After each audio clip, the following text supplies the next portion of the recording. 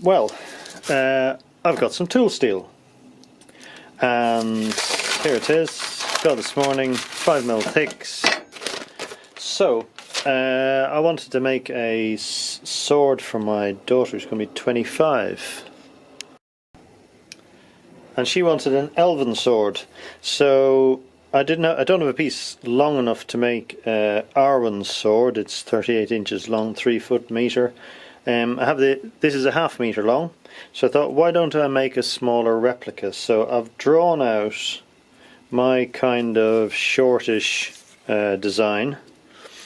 Arwen, this was her grandmother's sword, which Elrond, I believe, then used in the battle on the side of Mount Doom. So I've then drawn it out what I think I want. It's a lot shorter and it's fatter. And then I've cut it out in cardboard, so I'll trace this on here and then cut out the steel. Lots of cutting, so let's go.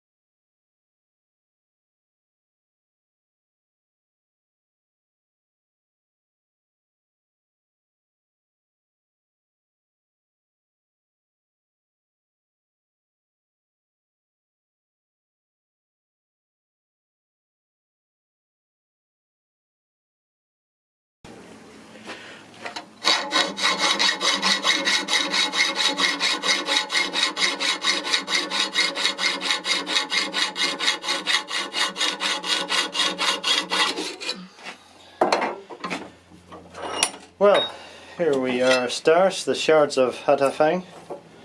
Joke, not very good one. So I made a start. It's reasonably rough, especially that corner. It doesn't matter. Rough along here.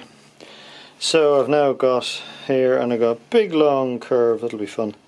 So I want to try and keep this as one piece if I can. Probably won't be able to. So let's carry on with some exciting hacksawing. These blades here are really good. Got them this morning. Eclipse blades. Seem to be nice and sharp.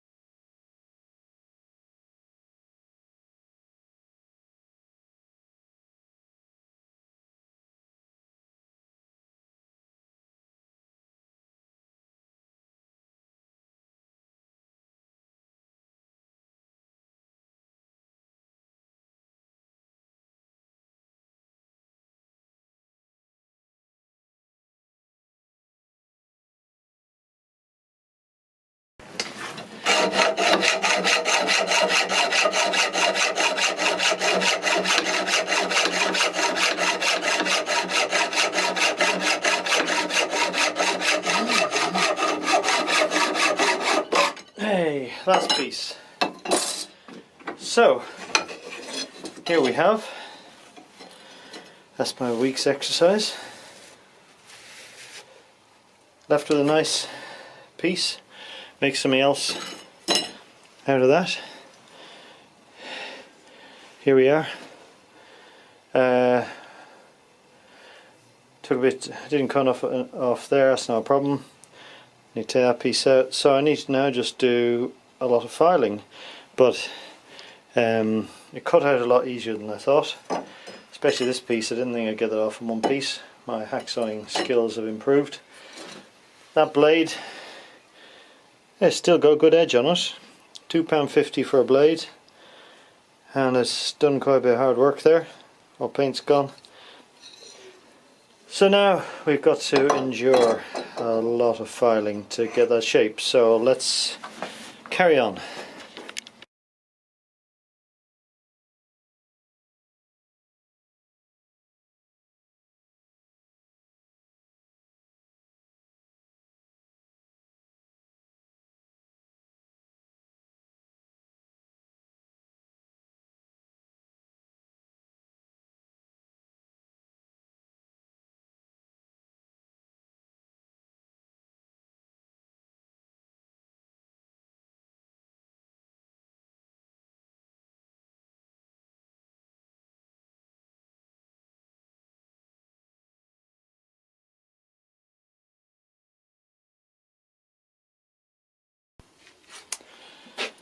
So I have the basic shape here. I've got a little bit more to do here, and in here where the pink is, a little bit more to do there. Bit of unevenness on the top here. The point needs something maybe a bit in there, and then the tang will have a brass piece going like there, and I've got to neaten up all the tang, but then there'll be a wooden handle coming out. It'll come out to this line here and probably about halfway out there to leave just a little spike. So there's more filing to do. Been a few hours I've been filing it now, and then after I've got the shape the way it looks reasonably right, I'll do some beveling. I've tidied up the tang and I've straightened off here where the brass guard. I have this piece of 2mm thick brass I bought off the internet.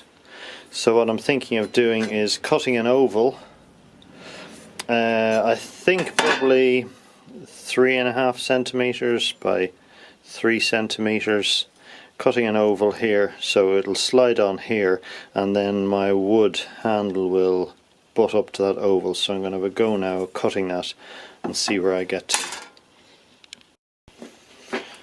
I've cut a slot in my big piece of brass. I've cut it at an angle so that when the tang goes in, it goes in at an angle like that.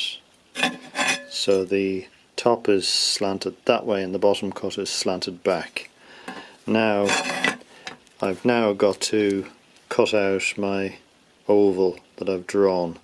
I'm going to do it slightly oversized so I can sand it if necessary. It's always easier, cut the slot first, then cut the outside, then you don't have to be worrying about trying to center the slot in the middle of the small item, and it's easier to leave it on the big sheet to put in the vise than be trying to manhandle a tiny piece. So I'm going to cut it out around now, see how we go.